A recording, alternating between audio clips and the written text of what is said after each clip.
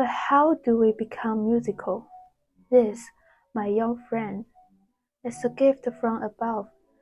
It consists chiefly of a fine ear and a quick understanding, but this gift may be cultivated and enhanced. You will not become musical merely by shutting yourself in your room by days on end and working on mere chemical studies, but rather by immersing yourself in the vibrant, multifaceted musical world, especially with choir and orchestra. Hello and welcome to my YouTube channel. In my previous video, I discussed the first half of Robert Schumann's advice to young musicians on how to be a musician. If you haven't watched it yet, you can find the link to the video here. Also, don't forget to subscribe to my channel to stay updated on more music-related content and piano techniques. In this video, I will be discussing the remaining advice by Schumann. So let's get started. Respect the old highly, but also take a warm interest in the new. Do not be prejudiced against the names unknown to you. The last time we talked about the classics will endure, but don't be afraid to play some contemporary music and work with a living composer. That's what keeps music alive. Be sensitive to the requirements of your audience, but never play anything of which you are inwardly ashamed. It can be helpful to listen to and play the music you love while studying, since it can be a great motivator.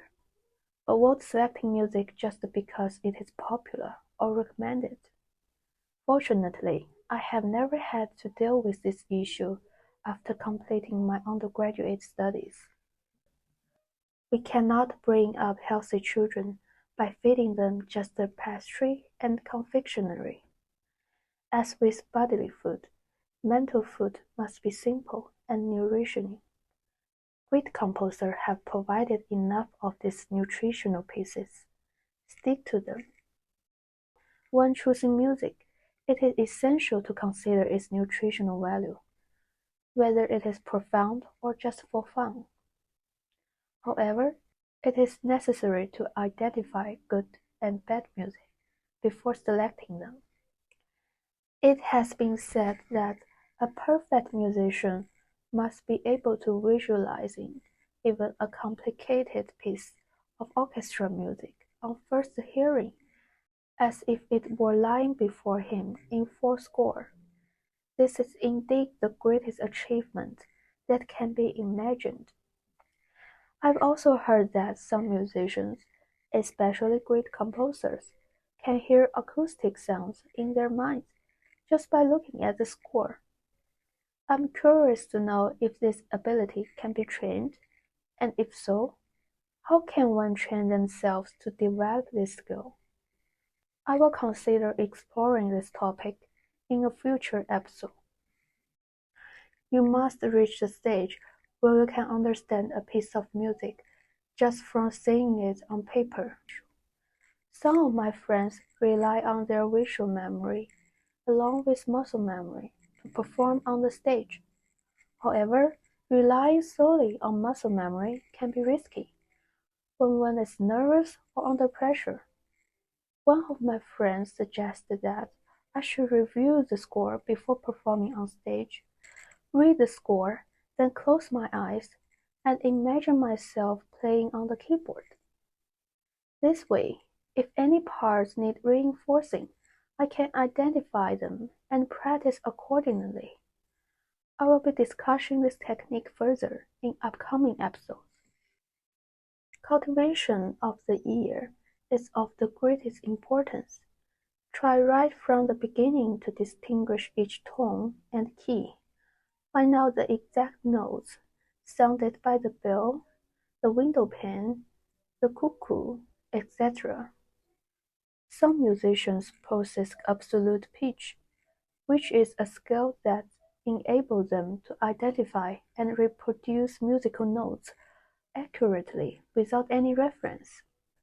Most college music departments require students to undergo a test to evaluate this skill before they are admitted into the school.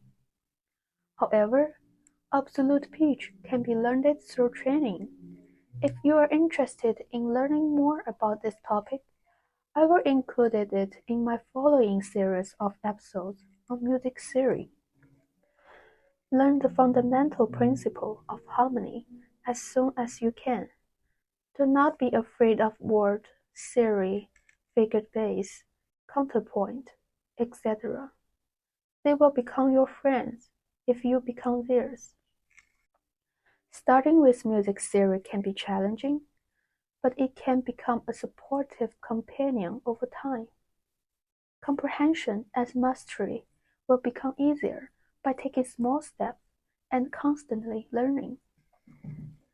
You must become acquainted by degrees with all the principal works of the important masters.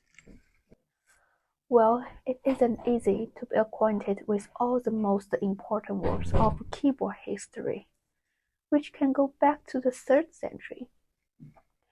We should need to live 100 lives just to become acquainted with all the good works that exist. That's why there's no end to music learning. Even if you learn more and you will feel ignorant about yourself before. As you grow up, communicate more with scores than with virtuosi. Schumann suggests that as we age, our understanding and interpretation become more valuable.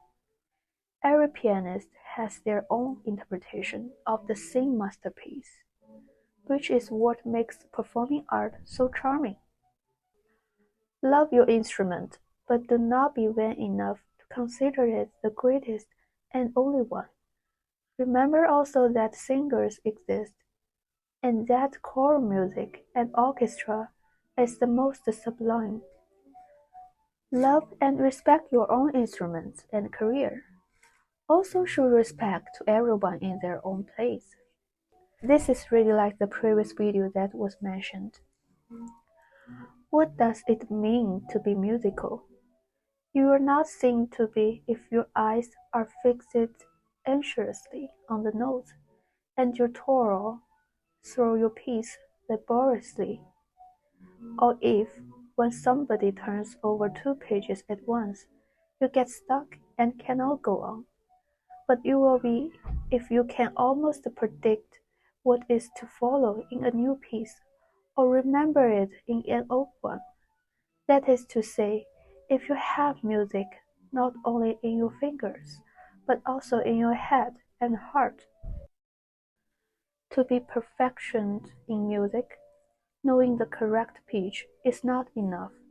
You must also have a deep understanding of the music. But how do we become musical? This, my young friend, is a gift from above. It consists chiefly of a fine ear and a quick understanding, but this gift may be cultivated and enhanced. You will not become musical merely by shutting yourself in your room by days on end and working on mere chemical studies, but rather by immersing yourself in the vibrant, multifaceted musical world, especially with choir and orchestra. Yes, immerse yourself in the music, and the more you focus, the more musical it can be. There is no end to learning.